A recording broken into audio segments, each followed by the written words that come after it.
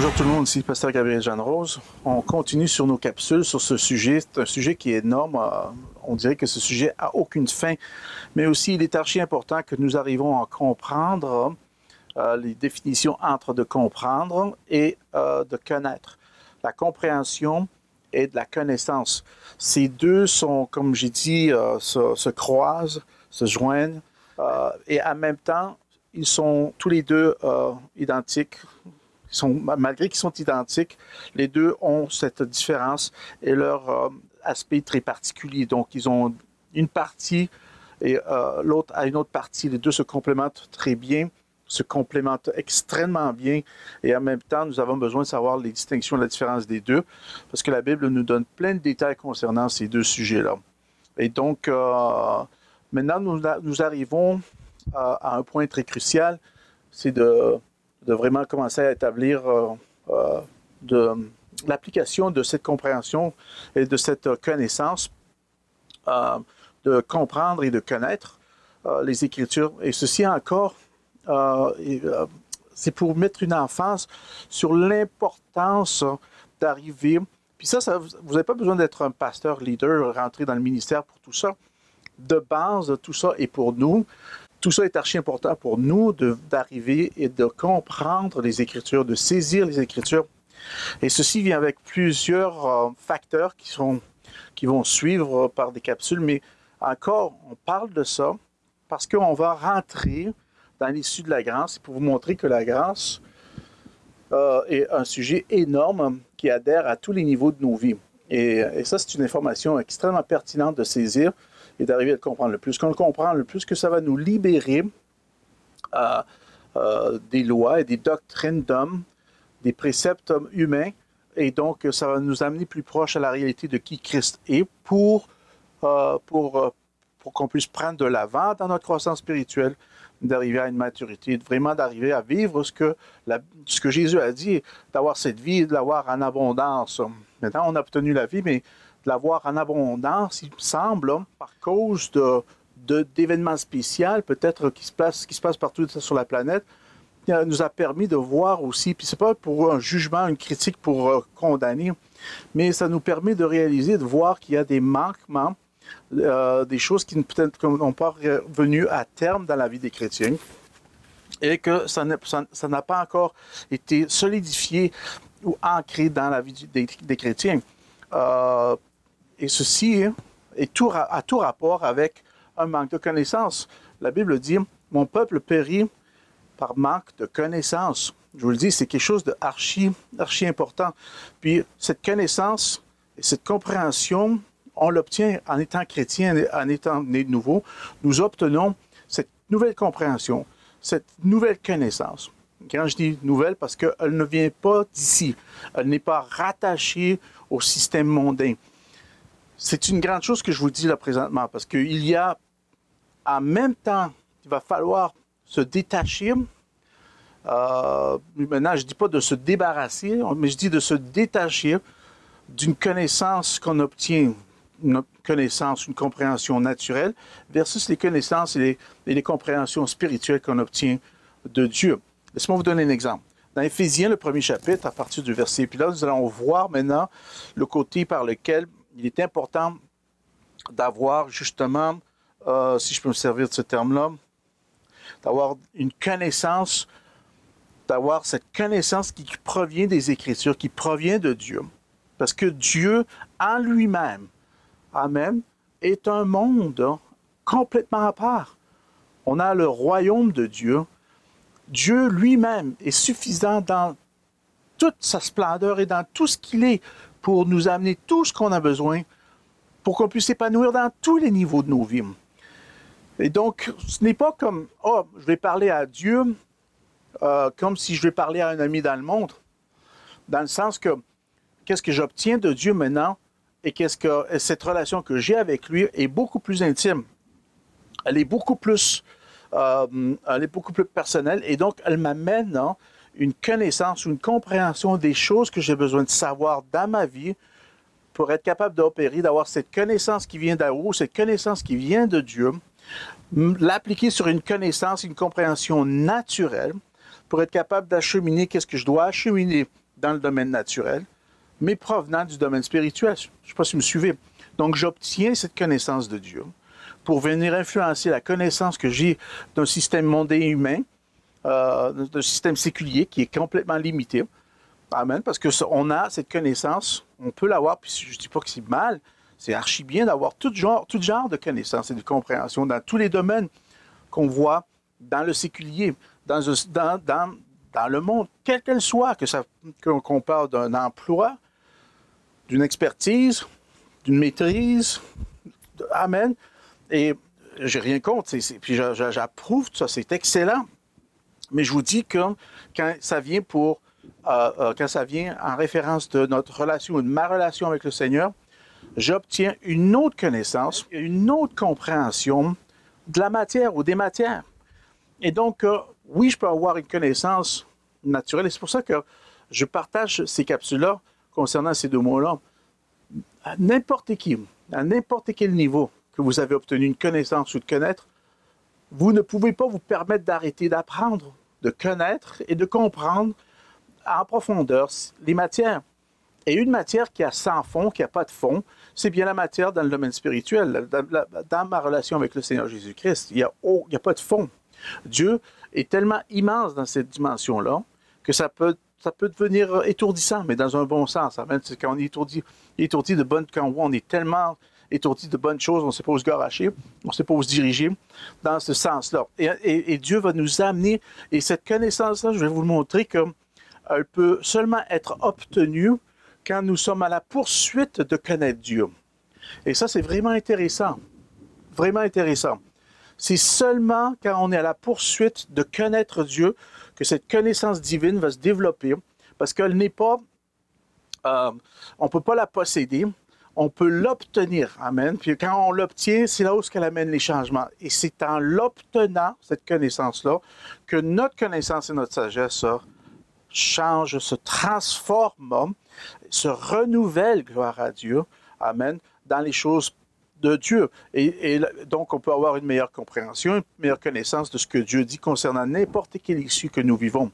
Et je vous dis, frères et sœurs, on ne parle pas assez de ce sujet-là, donc il est encore très tabou. Je pense, d'après moi, il est encore très tabou, dans le sens que on essaie d'accoter une certaine connaissance et sagesse versus ma connaissance et sagesse que j'ai obtenue du séculier. J'ai rien contre encore, je vous le dis, mais c'est complètement différent. C'est pour ça que si on va, j'ai rien encore à aller à l'université puis étudier la théologie, mais une théologie qui vient d'un système séculier qui est établi et vous fait apprendre des matières séculières. J'ai rien contre parce que ça aide la société, fait que c'est très important de le connaître, mais ce que j'essaie de vous partager, de s'identifier à travers de cette connaissance ou de compréhension séculière auprès des choses de Dieu, bien, on manque la marque parce que Dieu ne va pas se retrouver dans cette dimension-là. On peut commencer à avoir une idée et même des fois, ces idées-là peuvent nous éloigner de qui vraiment Dieu est. Mais quand on arrive à la vraie vérité, à la vraie connaissance, vraie compréhension, comme je vais vous partager, la connaissance de la vérité, et c'est ça que je parle, la connaissance de la vérité, c'est différent que la connaissance d'une vérité. Mais je veux leur dire, la connaissance de la vérité est différente de la connaissance d'une vérité. Et dans le sens que nous sommes dans le véritable. Même dans le livre de Jean, c'est mentionné. Regardez, laissez-moi vous montrer, avant de regarder Éphésiens, allons regarder dans Jean, je pense que c'est Jean 5, 1 Jean 5. Je vais vous montrer à quel point c'est important de s'obtenir cette connaissance, cette compréhension-là de Dieu.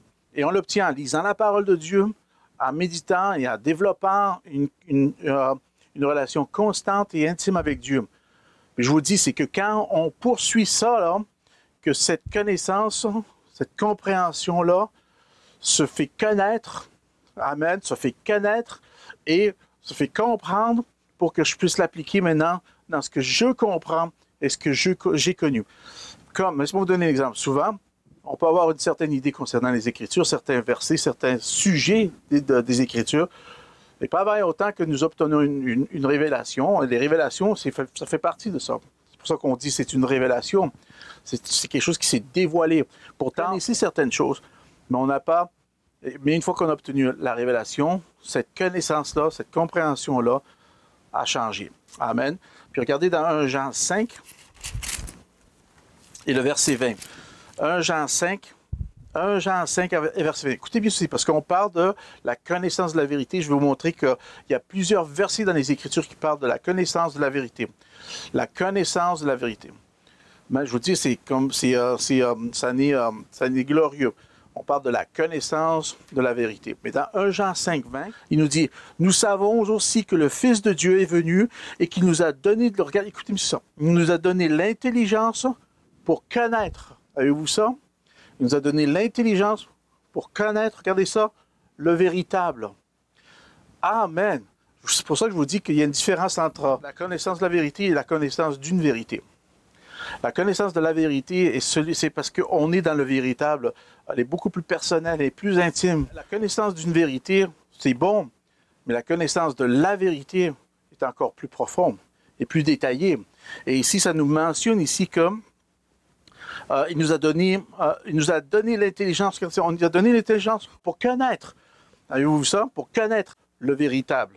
Et nous sommes, regardez ça, et nous sommes dans le véritable en son Fils Jésus-Christ. C'est lui qui est le Dieu véritable et la vie éternelle. Bon, je vous dis, fait qu'on prononce le mot véritable combien de fois? 1, 2, 3 fois dans un verset. Je pense qu'il essaie de mettre un point ici. Donc, on veut obtenir donc la connaissance de la vérité, du véritable. Et on a l'intelligence pour comprendre, pour connaître, la Bible dit. Et donc, ceci est grand. Dans Éphésiens 1, regardons versets 17 et 18. Il dit, « Afin que le Dieu de notre Seigneur Jésus-Christ, le Père de gloire, nous donne un esprit de sagesse et de révélation. » Regardez ça, dans sa connaissance. Avez-vous vu ça? Et ça, c'est très important de faire la distinction ici. Donc, vous voyez que Dieu, de lui-même, est entier. Entier dans le sens qu'il y a tout ce qu'on peut retrouver qui est pertinent à la vie et à notre connaissance, à la sagesse. Dieu, de lui-même, est complètement complet. Fait que quand on se tourne à Dieu, c'est pas comme si on se tourne à un ami.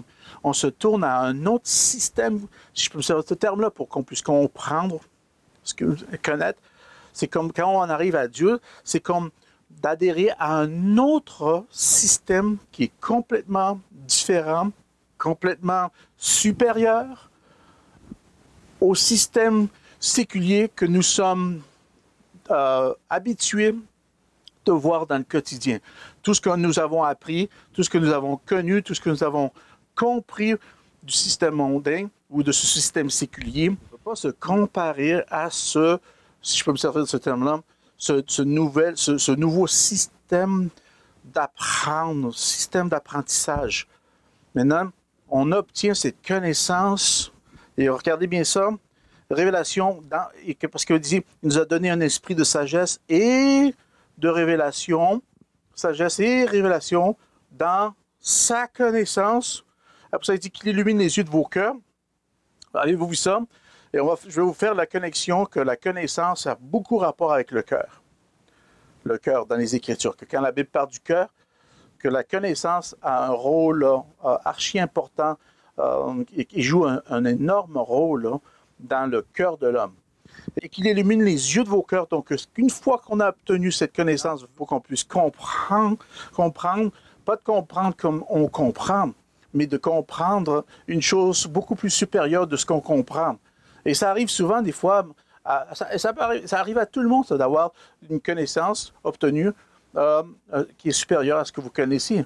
Fait que même dans un métier, on peut obtenir ces genres de révélations-là. Fait qu'on a ce genre d'expérience-là, même dans le séculier, même dans le quotidien de tous les jours, on peut obtenir une chose qu'on n'a pas connue, qui améliore, qui est meilleure de ce qu'on connaissait.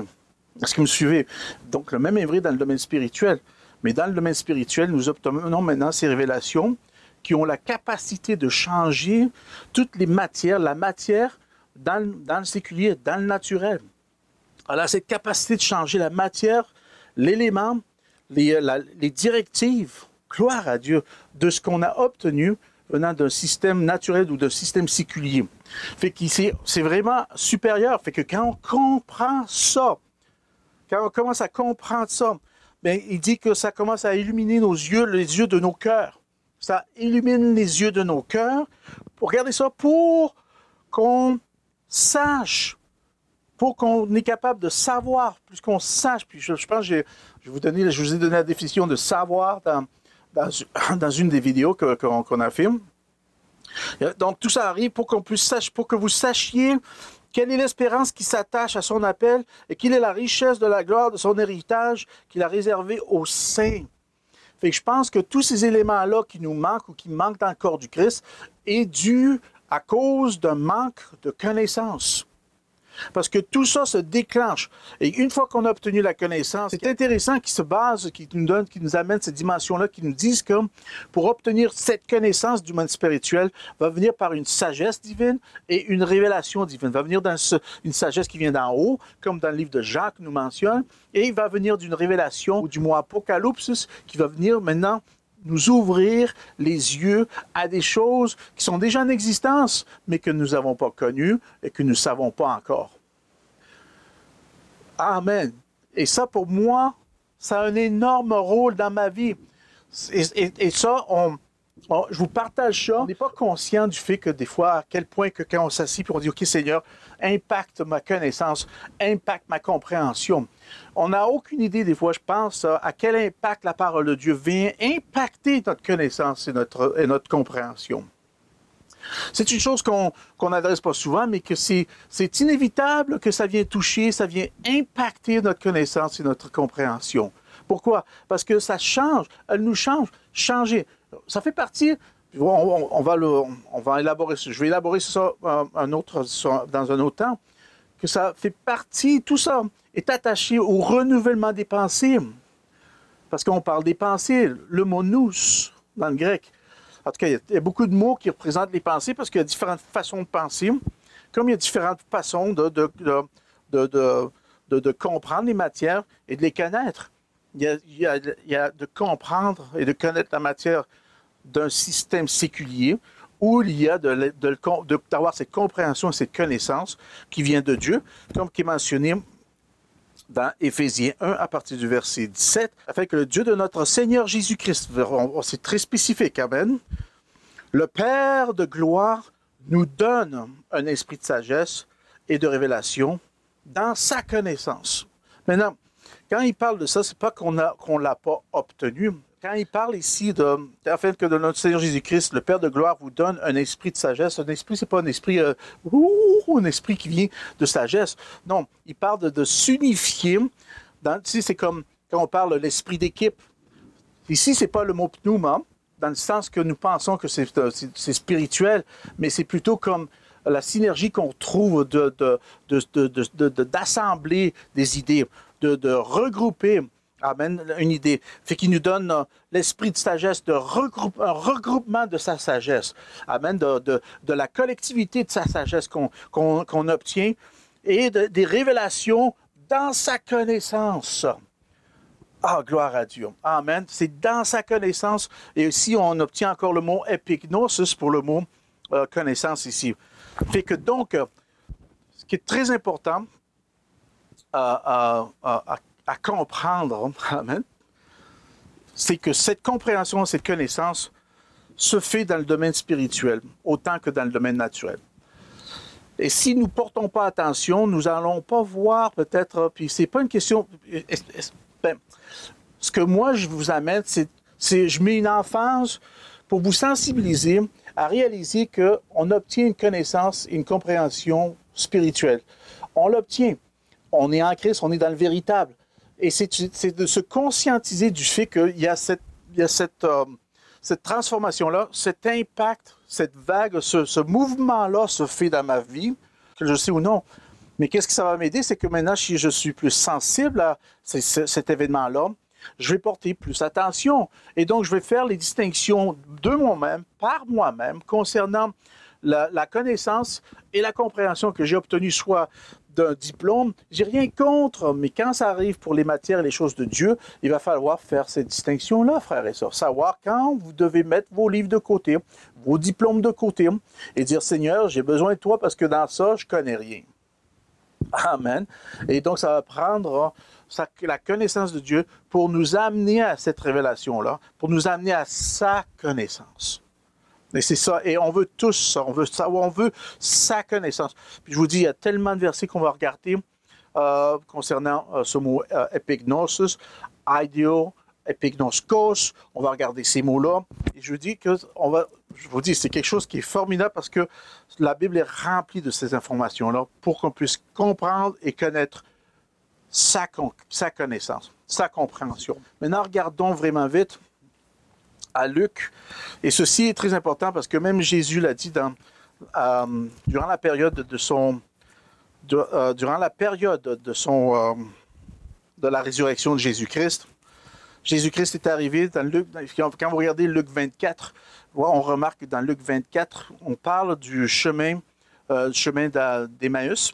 Dans le chemin d'Emmaüs, qu'est-ce qui est important de savoir ici dans le 24e chapitre de Luc, on parle de la résurrection de Jésus-Christ.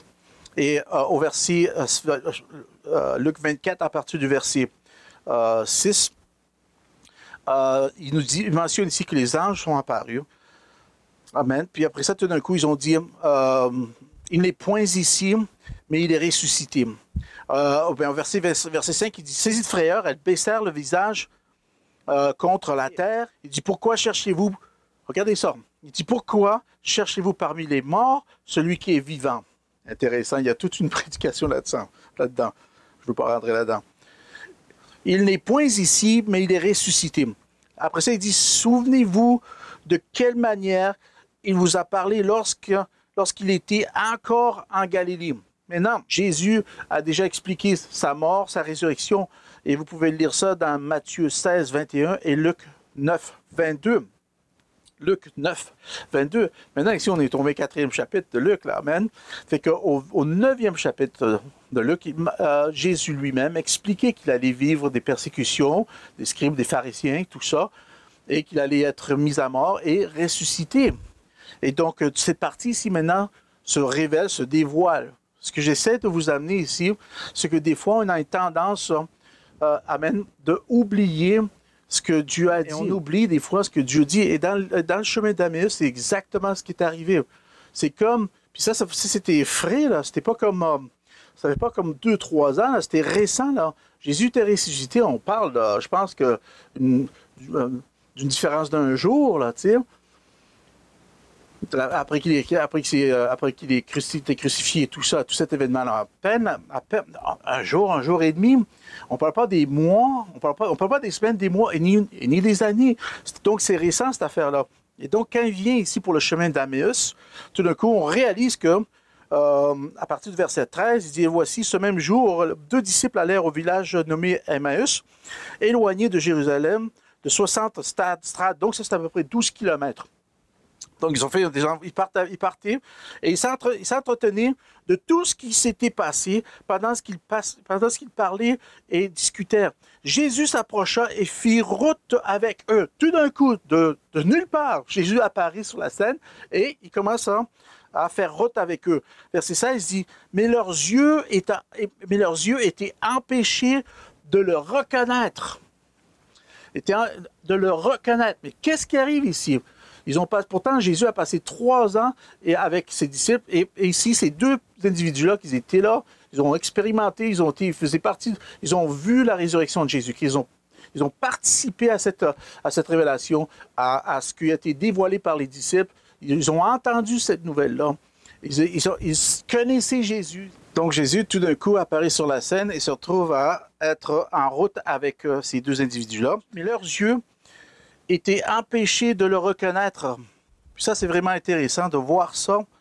Après ça, il leur dit, regardez, écoutez bien ce que sort la bouche de ces 2 individus-là qui sont en train d'aller et c'est assez retourné après que ils ont entendu la bonne nouvelle de la résurrection, mais ils questionnaient. N'oubliez pas qu'ils étaient en route, puis ils étaient en train de...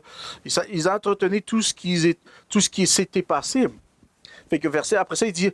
Jésus leur demande, il dit, de quoi, à partir du verset 17, il dit, de quoi que vous entretenez-vous en marchant?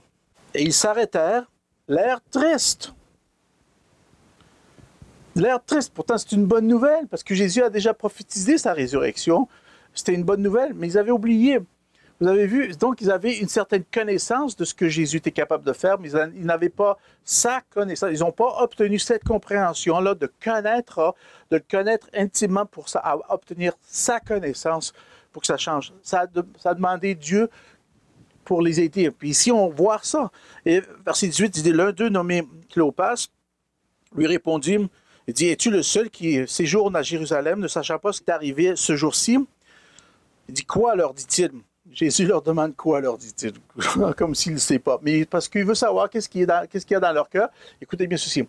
Et souvent, il veut savoir à quel niveau nous connaissons, que nous avons compris qu'est-ce qui se passe. Je veux dire, il y a plein de choses ici qui nous partagent ici. Alors, quoi, leur dit-il? Verset 19, il dit, et lui répondirent ce qui est arrivé au sujet de Jésus Nazareth, qui était un prophète, puissant en œuvre et en parole devant Dieu et devant tout le peuple, et comment les principaux sacrificateurs et nos magistrats l'ont livré pour le faire condamner à la mort et l'ont crucifié. Nous espérions, regardez-moi ça, nous espérions que ce serait lui qui délivrerait Israël. Mais avec tout cela, voici le troisième jour que ces choses sont passées, et il est vrai que quelques femmes d'entre nous nous ont fort étonnés. S'étant rendues de grand matin au sépulcre, et n'ayant pas trouvé son corps, elles sont venues dire que des anges leur sont apparus, et ils ont annoncé qu'il était vivant. Et tout ça est véritable. Écoutez bien, c'est des choses qui sont actuellement vraiment arrivées, là. Fait qu'ils avaient cette connaissance-là. Ils comprenaient, ils ont compris, ou ils ont connu en tout cas, ils avaient eu cette compréhension de ce qui a été dit concernant Jésus. Et verset 24 dit, quelques-uns d'eux étant avec nous sont allés au sépulcre et ils ont trouvé les choses comme les femmes l'avaient dit, mais lui, ils ne l'ont point vu. Fait qu'ils ont entendu ça, mais ils n'ont pas vu Jésus-Christ. Regardez qu'est-ce que Jésus dit, verset 25. Alors Jésus leur dit, ô hommes sans intelligence et dont le cœur est lent à croire tout ce qu'ont dit les prophètes. Ne fallait-il pas que le Christ souffre ces choses et qu'il entre dans sa gloire? Écoutez bien, frères et sœurs, ici, Jésus est en train justement de ramener l'issue des choses qu'ils avaient compris, connues de Dieu. Et on réalise ici que ce n'est pas grand temps après, hein, il vient juste de ressusciter, qu'ils n'avaient pas compris. Qu'ils n'avaient pas compris qu'est-ce qui se passait. Et donc, ce qui est arrivé, c'est qu'à cause que, encore, comme je vous dis, qu'ils s'entretenaient de tout ce qui s'était passé de eux-mêmes, on fait cette déduction d'une connaissance séculière de ce qui se passait autour de eux dans leur contrée, dans leur environnement. C'est une connaissance, une compréhension, d'essayer de déduire une chose pour le comprendre, mais d'une façon naturelle. Ils n'ont pas pris le temps de comprendre ce que Jésus a dit les 3 dernières années. C'est ça que j'essaie de vous partager. Des fois, on va à l'église à tous les jours, ou tous les dimanches, je dis tous les jours, mais tous les dimanches, mais très peu de choses sont comprises ou connues. Et donc, ça prend du temps. Ça prend du temps, mais l'idée, c'est que ça arrive. Et Jésus nous aide entre tout ça, parce que, regardez, après ça, il dit, verset 27, il dit, « Et il commença par Moïse et tous les prophètes, et il leur expliqua, regardez ça, dans toutes les Écritures, ce qui le concernait. Et lorsqu'ils furent près du village où ils allèrent, il parut vouloir aller plus loin. » Il y a quelque chose là-dedans. En tout cas, je ne veux pas rentrer là-dedans. Il parut vouloir aller plus loin. Mais ils le pressèrent en disant, « Reste avec nous, car le soir s'approche et le jour est sur son déclin. » Il dit, et il entra pour rester avec eux. Pendant qu'il était à table avec eux, verset 30 nous dit, il prit le pain et après avoir rendu grâce ou remercié Dieu, c'est pas le mot caresse ici, c'est juste de remercier Dieu, un remerciement, de remercier Dieu. Il le rompit et leur donna. Regardez verset 31. Alors leurs yeux s'ouvrirent et ils reconnurent, mais il disparut au-devant d'eux. Quand ça s'est complété, ils ont reconnu. Ils ont reconnu. Et ce mot reconnu-là, c'est le mot epignoskos, c'est le numéro 1921. Vous avez epignosis, numéro 1922, qu'on va parler de ça. Mais après ça, vous avez epignoskos, qui est le numéro 1921. Epignoskos parle d'une pleine perception. Regardez ça, c'est la reconnaissance plus directe d'une chose connue. Je vais leur dire encore epignoskos, parce que au epignosko, c'est une reconnaissance. Puis regardez qu'est-ce qu'il a dit ici. Alors leurs yeux s'ouvrirent et ils reconnurent. Ils reconnurent. Alors, c'est epignoskos, c'est une reconnaissance plus directe d'un objet connu. C'est quelque chose qu'on dit, c'est de très bien savoir. Et de très bien savoir. Gloire à Dieu. Et on va se reprendre sur ça et on va regarder maintenant l'importance de ces mots-là. Comme je vous ai donné, c'est juste un intro. Et comme vous voyez, c'est plusieurs parties qu'on partage ici, puis on n'a pas encore terminé. Vous savez quoi? Je ne suis pas pressé. Il y a trop de matière à couvrir. Ce qui est important, c'est qu'on puisse les voir, qu'on puisse passer à travers de ça, vous et moi, et de se régaler là-dedans, puis de reconnaître, de comprendre et de connaître qu'est-ce qui se passe, l'interaction entre sa connaissance, sa compréhension versus notre connaissance, notre compréhension. La connaissance, la compréhension du domaine spirituel versus la compréhension et la connaissance d'un système séculier, d'un monde séculier. Amen. Je veux dire, il n'y a rien de mal à ça. Mais nous, en tant que chrétiens, si vous avez accepté le Seigneur Jésus-Christ dans votre vie, ceci est archi important pour vous et moi maintenant de regarder et de la regarder d'une bonne façon. Parce que la prochaine fois, on va recommencer, justement, on va parler de la connaissance de la vérité. Cette fameuse connaissance de la vérité. D'ici à ce temps-là, Pasteur Gabriel Jeannot vous dit que la joie du Seigneur soit votre force. Amen.